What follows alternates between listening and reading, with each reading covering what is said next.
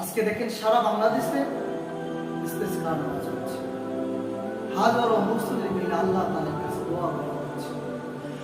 এরপরেও আল্লাহ রাব্বুল আলামিন রহমতের বৃষ্টি আমাদেরকে দিচ্ছেন। কেন আল্লাহ তাআলা আমাদের উপর এত রাগান্বিত? এর কারণ কি? এর একটাই মাত্র কারণ যে বান্দার গুনাহ অনেক বেশি হয়ে গেছে, যার কারণে আল্লাহ তাআলা বান্দার উপর নারাজ।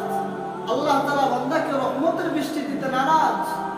তো প্রিয় ভাইরা, আল্লাহ রাসূল সাল্লাল্লাহু আলাইহি ওয়াসাল্লামের হাদিস থেকে জানা যায়, সুনানে ইবনে মাজাহ 4019 নম্বর হাদিসে আল্লাহ রাসূল সাল্লাল্লাহু আলাইহি ওয়াসাল্লাম থেকে বর্ণনা এরকম আসছে যে আল্লাহ রাসূল সাল্লাল্লাহু আলাইহি ওয়াসাল্লাম মুহাজিরদের কাছে এসে বললেন, হে মুহাজিরগণ, জেনে রাখো যে আল্লাহ রাব্বুল আলামিন তোমাদেরকে 5 শ্রেণীর 5 প্রকার পরীক্ষার সম্মুখীন করবেন। যদিও আমি রব্বুল আলামিনের নিকট আশ্রয় প্রার্থনা করেছি, আমি কথাকে দীর্ঘায়ু করব না।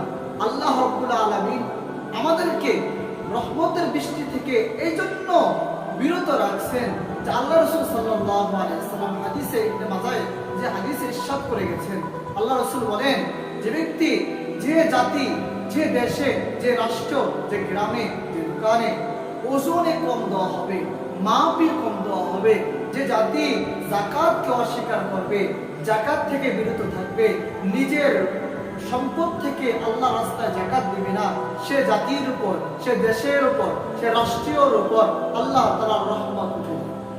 অর্থাৎ আল্লাহ তাআলা বৃষ্টি থেকে বঞ্চিত করবেন, আল্লাহ তাআলা রহমতের বৃষ্টি বন্ধ করে দিবেন।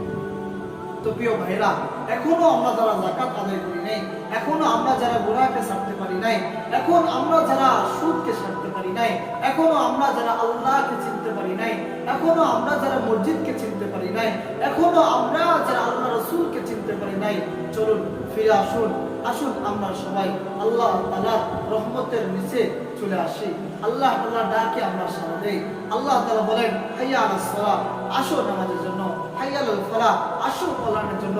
আমি আর তুমি আসি না, আল্লাহ বৃষ্টি বন্ধ করছে, এই জন্য আমরা পরেশান, কিভাবে আল্লাহ তাআলার কাছে বৃষ্টি পাই।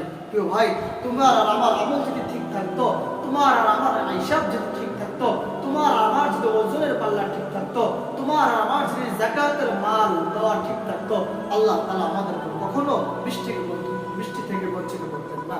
তো প্রিয় ভাই, চলুন আজ থেকে আমার পিছনে যত যাকাত আছে, আমার পিছনে যত গুনাহ আছে, সব থেকে পরিত্রাণ হয়ে পরিষ্কার হয়ে আল্লাহ তাআলার কাছে তওবা করি। আর আল্লাহর কাছে বলি, আল্লাহ আমাদের ভুল হয়েছে, আমাদের অন্যায় হয়েছে, আপনি ছাড়া আমাদের আর কোনো মালিক নাই। আপনি যদি আমাদেরকে বৃষ্টি থেকে বঞ্চিত করেন, কেউ আমাকে বৃষ্টি দেওয়ার মালিক নাই। আল্লাহ আপনি চাইলে সবই সম্ভব।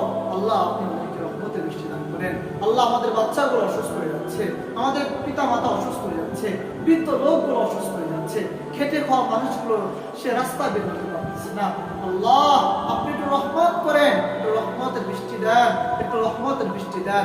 প্রিয় ভাইরা, চলুন আমরা আমাদের সেই রবের নিকট দোয়া করি আর ইস্তিগফার করি।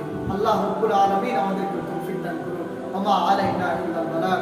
আসসালামু আলাইকুম ওয়া রাহমাতুল্লাহি ওয়া বারাকাতুহু।